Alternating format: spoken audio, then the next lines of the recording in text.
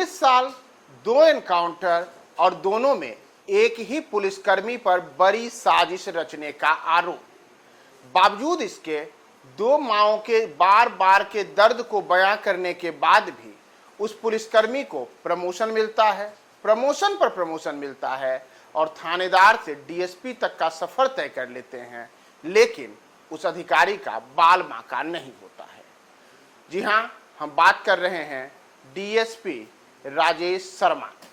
वही डीएसपी राजेश शर्मा जो पिछले दिनों तक भोजपुर में एसडीपीओ के पद पर तैनात थे और इनकी तैनाती के दौरान ही भरत भूषण तिवारी का एनकाउंटर हुआ। उसके बाद इनके खिलाफ मामला दर्ज किया गया, लेकिन मामला दर्ज होने के बाद भी एक बार फिर से इनको नई जिम्मेदारियां दे दी गई हैं। यानी कि एक तरीके से देखा जाए तो पुलिस महकमे ने एनकाउंटर करने का इनाम के तौर पर राजेश वर्मा को नई जिम्मेदारी दे दी है, जबकि भरत भूषण तिवारी एनकाउंटर के बाद से लगातार अलग अलग किस्म के आरोप प्रत्यारोप का दौर जारी है। भारी विरोध किया जा रहा है। यहाँ तक कि सत्ताधारी जो तमाम दल हैं उनके भी कई नेता भरत भूषण तिवारी के एनकाउंटर को फर्जी बता रहे हैं।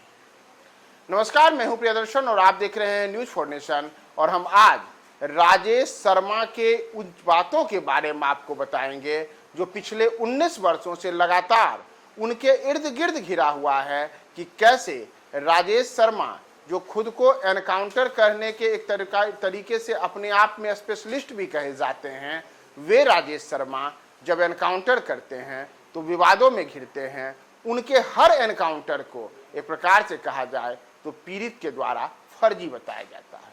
तो सबसे पहले आज चर्चा 19 साल पहले हुए मुजफ्फरपुर के उस एनकाउंटर की, जिस दर्द को लेकर के आज भी एनकाउंटर पीड़िता की मां दर दर भटक रही है, कोर्ट पे कोर्ट जा रही है, तारीख पर तारीख आ रहा है, लेकिन बेटे के न्याय के इंतजार में आज भी उस मां की आंखें पथराई हुई हैं। दरअसल 4 नवंबर 2007 की ये घटना थी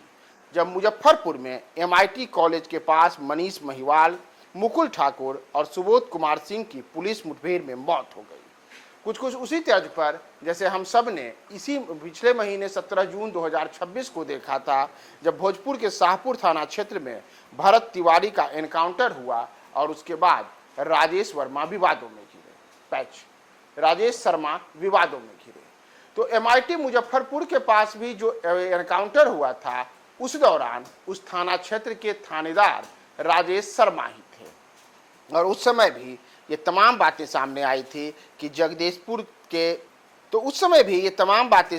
थी कि वर्ष 2007 के मुजफ्फरपुर के ब्रह्मपुर थाना के थानाध्यक्ष रहते हुए 3 युवकों का कथित तौर पर फर्जी एनकाउंटर करने का आरोप राजेश शर्मा पर लगा था। दरअसल 4 नवंबर 2007 की रात एमआईटी कॉलेज के पास मनीष महिवाल, मुकुल ठाकुर और सुबोध कुमार सिंह की पुलिस मुठभेड़ में मौत हो गई थी। पुलिस ने दावा किया था कि वाहन जांच के दौरान युवकों ने पुलिस पर 22 राउंड फायरिंग की थी, जिसके जवाब में पुलिस ने गोलियां चलाई और कार्रवाई के दौरान तत्कालीन थानेदार राजेश कुमार शर्मा भी उस दौरान शामिल थे। और कहा गया कि राजेश कुमार शर्मा के आदेश पर ही तीनों युवकों को मुठभेड़ में मार गिराया गया था। लेकिन बाद में इस मामले ने कई किस्म की विवादों को जन्म दिया और मामला तूल पकड़ने के बाद इसे सीआईडी की जांच के लिए भेजा गया, लेकिन सीआईडी जांच में तीनों पुलिसकर्मियों को क्लीन चिट दे दी गई। हालांकि बाद में मामला मानवाधिकार आयोग के पास भी गया था और जब मानवाधिकार आयोग के पास पहुंचा तो वहां पुलिस की कहानी पर कई गंभीर सवाल उठे थे और वे तमाम सवाल वर्ष 2007 में राजेश शर्मा ने जो तमाम बातें कही थी वह मानवाधिकार आयोग के द्वारा जो जांच पड़ताल की गई थी उसमें पूरी तरीके से भिन्न थी। जैसे पुलिस ने कहा था कि युवकों ने 22 राउंड गोलियां चलाई हैं, लेकिन जो बातें सामने आई उसमें जिस वाहन पर पुलिस के जवान तैनात थे उसके चालक ने कहा था कि जी नहीं, पुलिस ने अलग किस्म से जो तमाम दावा किया था उस दावे से वाहन चालक ने अलग किस्म का दावा करके पुलिस के दावे पर बड़ा सवाल छोड़ दिया था। इतना ही नहीं, घटनास्थल और पोस्टमार्टम की रिपोर्ट से जुड़े हुए जो कई तथ्य थे उसने भी कई किस्म के अलग सवाल छोड़े। और यहाँ तक हुआ कि जिन हथियारों की बरामदगी की बात मृतकों के पास से की गई थी उन हथियारों के फिंगरप्रिंट्स भी मैच नहीं किए थे।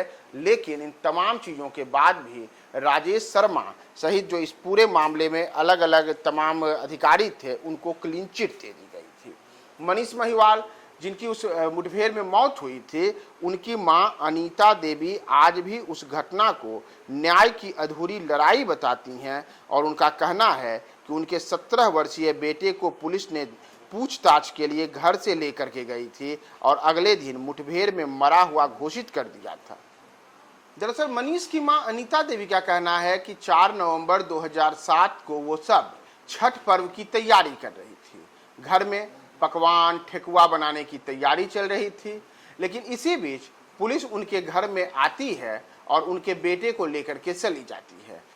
मनीष की मां अनीता देवी कहती है कि 4 नवंबर 2007 की रात पुलिस उनके घर आती है और उनके बेटे को पूछताछ के लिए ले जाती है। उस दिन वह सब छठ पर्व की तैयारी में लगे थे। घर में पकवान और ठेकुआ बनाने की तैयारी चल रही थी। पूरा परिवार छठ को लेकर के व्यस्तता में था, लेकिन अचानक से घर में पुलिस की उपस्थिति देख पूरा परिवार हतप्रभ रह जाता है, क्योंकि उस वक्त उनके बेटे पर जो आरोप पुलिस के द्वारा लगाया जाता है, उस कथित आरोप में बातें कही जाती हैं कि असम में एक सांसद के बेटे से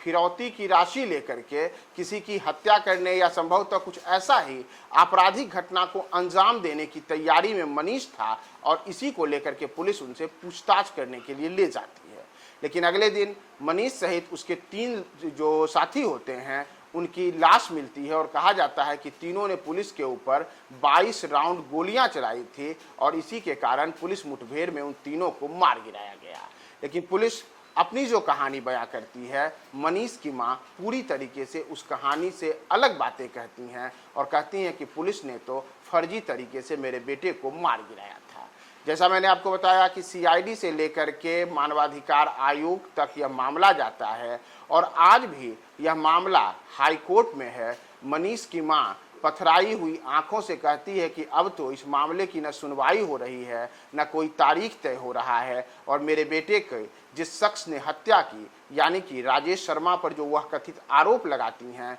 तो उनका कहना है कि राजेश शर्मा पुलिस की मिली भगत के कारण ही आज खुला है। आज वह प्रमोशन पाकर के डीएसपी के पद तक पहुंच चुका है और अब स्थिति है कि जिस प्रकार की घटना को मुजफ्फरपुर में मेरे बेटे सहित 2 अन्य युवकों की हत्या की गई थी, उस उसी तर्ज पर भोजपुर के जगदीशपुर में भी अब भरत भूषण तिवारी का एनकाउंटर कर करके उसी किस्म की फर्जी कहानी बयां की गई है। वह तो भला हो सोशल मीडिया का कि उस पर तमाम वीडियोज है कि कैसे भरत तिवारी ने अपना हथियार फेंक दिया, बावजूद उसके पुलिस उसे पकड़ती है और पकड़ करके गोली मार देती है। तो जहां मनीष की मां अपने बेटे का दर्द को बयां करते हुए भरत भूषण तिवारी के एनकाउंटर पर भी सवाल खड़े करती हैं और कहती है कि सीनियर अधिकारियों ने अगर उस समय राजेश शर्मा पर उस तत्काल जो घटना हुई थी, उस घटना में दबिश बनाई होती, जांच सही तरीके से होती, तो आज भरत भूषण तिवारी का भी एनकाउंटर नहीं होता। लेकिन इन तमाम चीज़ों के बीच आज एक बार फिर से जब राजेश शर्मा को नए प्रमोशन के तहत, नए जो उनका तबादला हुआ है उसके तहत उनको अब मद्य निषेध विभाग में नई जिम्मेदारियां दी गई हैं, तो सवाल कई किस्म के हैं। हालांकि जो कानूनी जानकार हैं उनका कहना है कि किसी अधिकारी के ऊपर अगर कोई मामला दर्ज होता है तो ऐसा नहीं है कि उसे नई जिम्मेदारियां न दी जाए, लेकिन अगर किसी अधिकारी के ऊपर हत्या, फर्जी मुठभेड़ जैसे मामले दर्ज हों तो उसके बाद उसकी विश्वसनीयता पर तो कई किस्म के सवाल उठते हैं और उन्हीं सवालों को लेकर आम जन में भी, सोशल मीडिया पर भी लगातार सवाल उठा रहे हैं कि आखिर राजेश शर्मा पर इस किस्म की मेहरबानी क्यों कि मुजफ्फरपुर में वर्ष 2007 में भी उन पर इसी किस्म से फर्जी मुठभेड़ करके 3 युवकों को मारने का आरोप लगा और अब भरत भूषण तिवारी के हत्या करने का आरोप लगा है। बावजूद उसके उनको पुलिस महकमे के द्वारा फिर से नई जिम्मेदारियां दी गई हैं। तो क्या नई जिम्मेदारी लेते हुए राजेश शर्मा फिर से विवादों में नहीं घिर सकते हैं? और उनके पिछले मामले अगर सच साबित होते हैं तो उसके बाद पुलिस की क्या थू-थू नहीं होगी? कई किस्म के सवाल लोग उठा रहे हैं और इन सवालों के बीच राजेश शर्मा पर आगे क्या मामला आता है, कोर्ट का क्या निर्णय आता है, हमारी नज़र उन तमाम चीज़ों पर है। बने रहें न्यूज़ 4 नेशन के साथ।